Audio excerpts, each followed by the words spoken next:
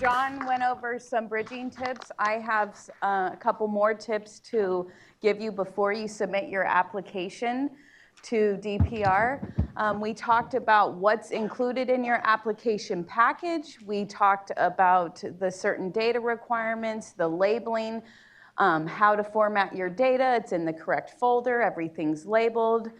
So here are some tips before you submit all of that information. You hit the jackpot, the bonanza. This is where all your gold lies.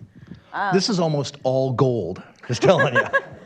Okay, one thing that I wanted to point out for a tip, and it isn't listed on here, make sure to write this in there, is cover letter. John and Richard have mentioned it in previous presentations. The cover letter is one of the first pieces of items that the regulatory scientists will review. Make sure it's detailed. What is your intent with the submission? Are you bridging? This is where you would put that information on the product registration number, the product name. Is the basic registered in California? What types of data are you submitting? Is the formulation being submitted by the manufacturer or someone else besides you submitting in the formulation? And we have a question over here real quick. Oh, okay. It's a question/comment. So we've had the experience too, earlier in the day we were talking about how sometimes the entire package gets broken up and shipped to different stations. And so including a copy of your cover letter in each volume. Mm-hmm. So if you've made an argument, it's not, separated out. You didn't include 6 copies of the cover letter, so it doesn't necessarily go to all the desks. So it's good to include multiple every there time you go. cut a volume. There's another tip. Yeah. Well, maybe you do. But That's you can go ahead. It really and do that. helps That's us great. when you guys just go ahead and do it right off the bat. Again, takes time if we have to do it. Okay, so yes, the cover letter. It's not a required to put that in there, but we highly suggest to have a cover letter. Another thing, letter of authorization. So this is for the agent. So if an agent is going to be submitting the application on behalf of your company, we're going to need the letter from them authorizing them to submit your application. The California notice has specifics of what should be included in that letter, and that's included in your workbook for the details.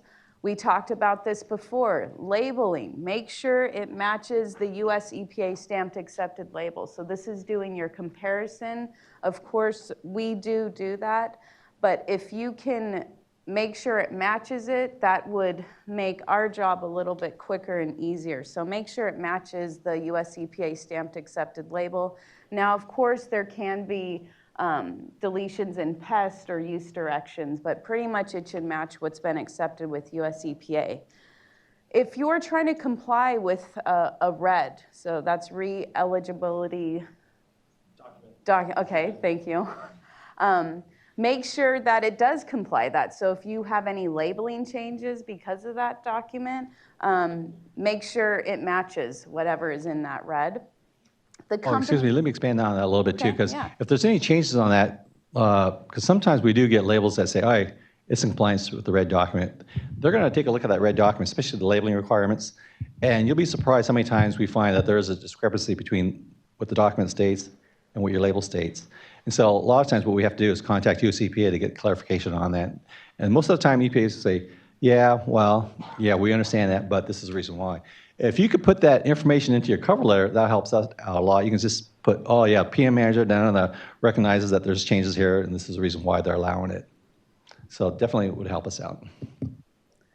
The application, we went over this during the breakout session. Make sure it's complete. All the boxes are checked. You've signed it.